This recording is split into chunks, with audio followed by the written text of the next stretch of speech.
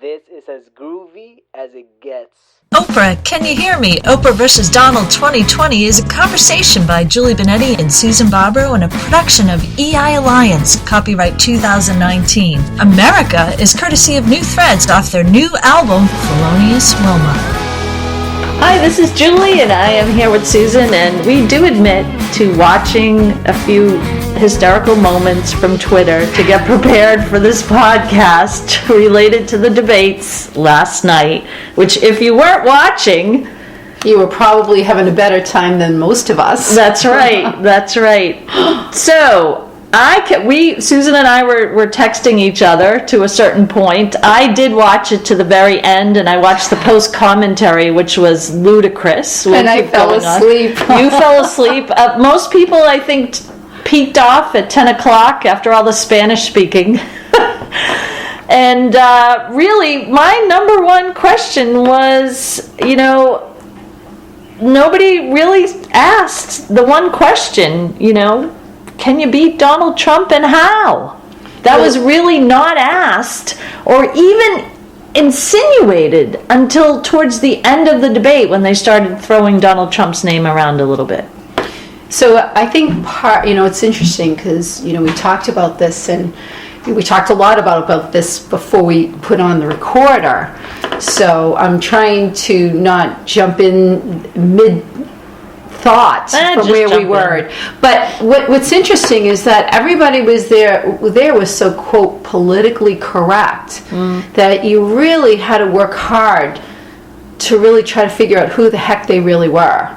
I mean, one of the powerful points we said about Trump, and he doesn't even have to do it anymore. This is where my head is in like 6 places. So we said in our book that he was, or always appeared to always be himself. And in doing so, he could relate to anything however he wanted because he was being himself. And looking at these candidates, I mean, there was one point, like you said, was it Bill de Blasio's got a black son, and someone else is, we know Elizabeth Warren's history, and Tulsi Gabbard was in the military. Like, everybody throws in, like, hey, look at me, and it's like, really, at the end of the day, do we really care? I mean, does Bill de Blasio, because he has a black son? I mean, we don't know anything about him and his relationship with his son. He could have a relationship that they don't even talk, and he's playing this role of, oh my God, I'm so compassionate to the black man's plight. How can he say that?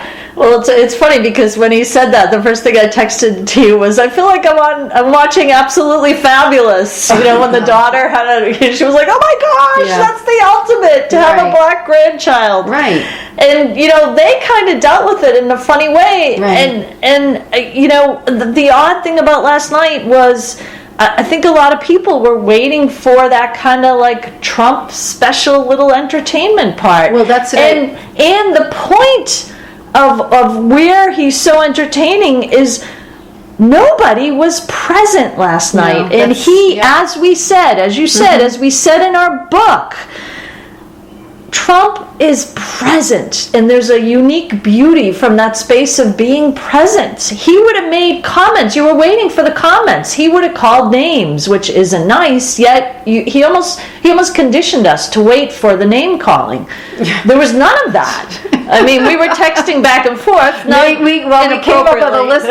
We came up with a list of names we thought he would come up with for each one of these. Right. And And so, what issues matter to us? So it's kind of funny because I think everybody ran in there to talk about issues, and issues do matter.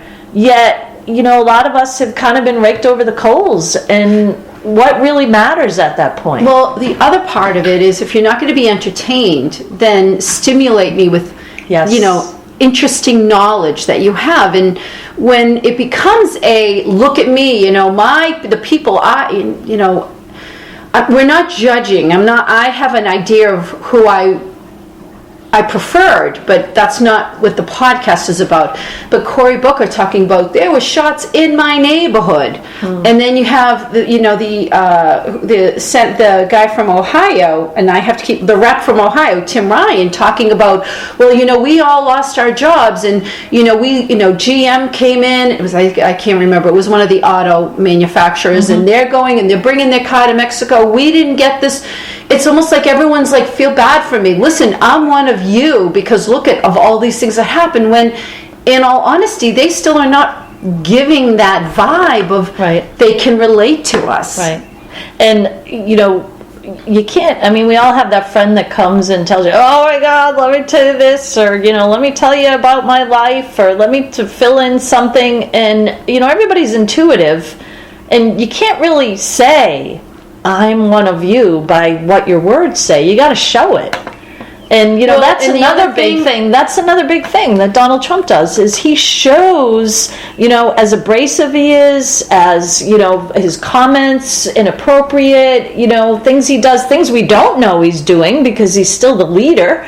He's still the president, so he must be doing something in the job, right? So he shows us. And people relate to whatever aspects they relate to of him, or they don't. Yet still there's a showing. But to tell something, that goes way back to Zen, to whatever you want to say, to Taoism. To tell something, you're just telling something. Who are you telling? Well, the way I look at it is Donald Trump is Donald Trump. And some of these people, I think that they're going to get votes because they're going to come in and they're going to, I will use the word bully or make fun of or talk over the way Trump does. And so people are going to like me because I'm going to talk over these people. But Trump does it and gets away with it because that's who he is, whether you like him or not. I'm not condoning what he does, but it's who he is. You and I have very different styles. We're just different people. If I tried to be like you, I can't do it very well, and I'm going to look like an idiot, and vice versa. I have to be me, you have to be you. And if I'm going to go up there and I'm going to put on this air and try to do, well, Trump does it and gets away with it, I'm going to do it, you're already lost. And so the reason, we always talk about this, and this goes into some of the other podcasts about being who you are. You got to know who you are. And when I look at this list, what makes this boring is that it doesn't appear as though anyone is really being who they are. They're all given the political rhetoric that is what you're supposed to say to win. But Trump changed the whole, playing field on that. He changed it. And so when we talk about it, and we're going to talk about the debate from last night, but the first thing when you came in this morning, because we're at my house, and you came in, and the first thing you said is, people want to be entertained. These people are not entertaining. No. But somebody is. Yes. And, there was a commentator on MSNBC, because I was watching, and there was a commentator who was a senator, and she mentioned, as all the candidates came in, she said, there they are at their, at their podiums, and they were feverishly writing notes. At that point, they were feverishly writing notes because they can't bring anything in. So these are their talking points, and so they wanted to make sure that they said these things. And so, I couldn't help but remember past to the debates when Trump was just kind of standing there, looking around, going, here I am. Whatever he was saying, whatever was going, he was present. And so this same commentator mentioned that basically this race is going to be all about, because, of course they looked at polls, it's all going to be all about the African American vote. And so, if that's the case, hello, Oprah. You're looking for entertainment. We're looking for, a president or female. If they're saying out in the polls that the African American vote, and they started looking at the age background, and this is horrible because we're trying to stay in the energy and not go into the politics of it. And so I don't want to know everybody's name. I want to stay in the energy of it.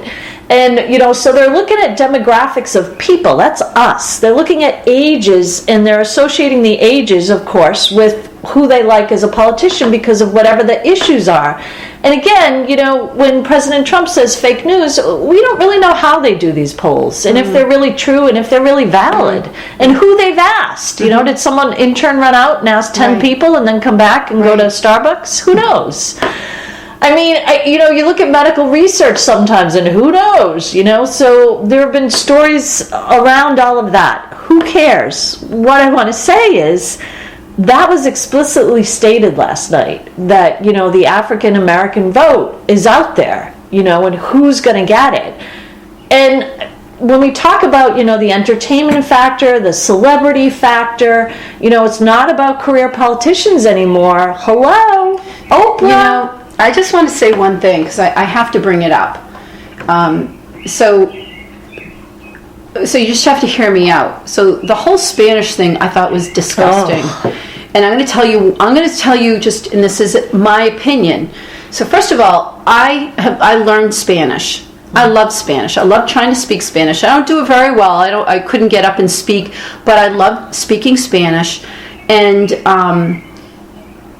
we had a situation, was it 4 or 5 months ago when the city of Lawrence and they had these a gas problem and all these houses were burning, and they were trying to get the information out to the people, and it's a predominantly Spanish speaking community, and they got up, this is on the news, and they were talking to people, telling them for safety reasons what they needed to do. And I think it was the mayor at the time, got up and he spoke in Spanish, and to me it was beautiful because this is safety. We need to get this information, and it is predominantly Spanish speaking. And he did it, and you thought nothing of it. It felt so natural, and it felt normal. Right. This getting up and what they said and the way they talked, this seemed so rehearsed. It seemed okay, and I had to look it up and say, why were they speaking Spanish? They've never done that before. And they said, well, a majority of the country speaks Spanish as well as English.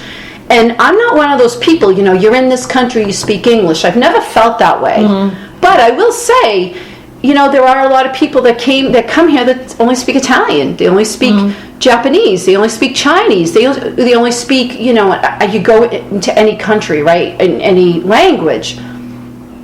It's almost like, what is this? And of course I looked, and it was also sponsored by Telemundo, which is the biggest Spanish speaking channel, or whatever it is, whatever. And so what I'm getting at is, to me it felt like a politically correct thing to do. I'm going to get up and speak Spanish. Like, it just didn't feel natural to me, and it has nothing at all to do with some of the other people who think you speak English, but it is an English speaking country. That is our main language, and people coming here, how do we relate? I mean, it's great if you speak Spanish, but we have people that speak Chinese. So do we have to learn Chinese? Do we have to learn Russian? Do we have to learn French and Italian? It's English. Well, the word you texted to me last night, and I completely agreed with, is that it's insulting. Right. And you were, that just describes it completely. And it's funny because the person who started off, Beto, he it's funny because there was a lot of commentary, and I noticed that too. I felt like I was almost on one of those old Star Trek episodes where the person talked in analogy and story. And when they would ask him a question, and somebody on Twitter, some Twitter people are so funny. Somebody on Twitter said, okay, they ask him a question, and he responds in Spanish that doesn't answer it for half of the time so he can get away with it, and then says what he wants afterwards. But nobody, even if you didn't do the Spanish part of it, I noticed many times they'd ask a question and say, well, I want to speak about this, and it was like the question was never answered. Right. And not for anything, if you're present. Exactly. You can answer it. Exactly. If you're not present, it's like, excuse me, no, this is the cards that, it's like back in school, and you have to get up and do your presentation. You just look down and you read, and then, they say any questions, and you look at your friends like, any of you raise your hand, I'll kill it. Unless you had a couple people, and they're like, listen, you asked this, I get the answer, you asked that. But otherwise, that's what makes it like a canned speech, and that becomes rhetoric, and it actually becomes just blah, blah, blah. It's the old Charlie Brown, wah, wah, wah, wah. So it's funny because when you brought up high school, I mean, I think I texted you, I felt like it was in high school watching this, like you're watching something from high school. And then I even said, and I don't think, she might still be alive now, but I felt like, it was like a scene from The Love Boat when Charo comes out and starts speaking Spanish, but even when she did it, it was like natural. I know. It was natural, this felt so unnatural. And then the little nuances on the accents, and so the energy of that, to me, I agreed with you, and the energy was insulting. Yeah. And so, there was nothing authentic. No, there was nothing authentic, and it was utilized in, the meme going around of Cory Booker's face, kind of, reacting to the energy of that, and then, now I have to say something, and then people were grading the Spanish level of everybody and the accents, and that's what the debate is about. And that's what they'll end up saying. Oh, look, my Spanish was off. Look at I think you said Cory Booker used inaccurate Spanish somebody words said or something. That. Yes, somebody. I mean, people will be like, "Oh, he didn't really? Is that really what we're doing?" I think the fact that someone attempts. I'll throw out Melania Trump. Like, this English is her second language, and she gets up and she speaks in English. I mean, you and I remember I told you one time, I'm going off on a tangent, but there was a Chinese school behind where I live, and I think an older Chinese man must have gone in or whatever. He came out and he came over to me and he's, "Hi, how are you?" And I thought it was. He's trying, and I was like, there was an authenticity to it. Right. Whether he was good, bad, and I tried to speak and use simple words and try to get my gesture, and it was just a nice little interaction because it was authentic. Right. There was no hidden agenda other than, I taught English in Japan, and I mean, there are stories, there are legends that go on that, I mean, the Japanese language is very complicated to learn, to study, and I taught English, so I was speaking in English. Sometimes students were speaking to me in Japanese. Sometimes I would dream in Japanese or Italian, which was funny to me, or French, and words would pop up, and languages, are very personal. And, one really funny thing about, there's long-going legends in Japan that you go out into the countryside and you speak Japanese, and I saw this occur, and it occurred in my presence, and, you try to speak the grammatical, and the countryside people, they don't register that as well, so it's like, who are you speaking to? Well, the thing is that when I said it is insulting, it's like, what are you doing? Right. Why are you getting up and trying to speak Spanish? Right. It's like, oh, look does that mean because you speak Spanish, you once again, so what it is, it's like the whole I'm like you. To this, because I mean, hello, we have an immigration problem, especially with Mexico, and there's a lot of stuff going on. So by you getting up and speaking Spanish, does that mean you have more sensitivity to their plight? Is that what you're trying to project? I don't know. Because that to me is insulting. Well, I'd rather have someone say this is what's going on, and whatever they think about it or how they want to try to fix it, which was one of the questions, but nobody answered it. Right. And yet they'll get up and speak Spanish because that's supposed to be, they get it. They must understand it better. And that's what I find insulting. Right, and I also, it kind of shot me back to the days when Hillary Clinton was there with her running mate, and he got up and he spoke Spanish, and he said, "I speak Spanish," and he was doing half of his speech in Spanish, and it was interesting because I would think, why would you want to kind of bring that back up? And whatever the case may be, whatever the Spanish was used for, why would you want to bring that time period back up? Because that's not a win. That goes right back to career politician. These are the steps you go through, blah, blah, blah, bore people, and you have really low, our voting percentages, turnout at the polls was abysmal because they were so low.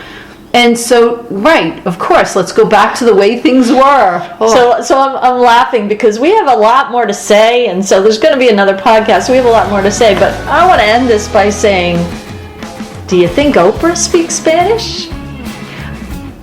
I don't know, but I think Oprah is definitely entertaining. Yes, she is.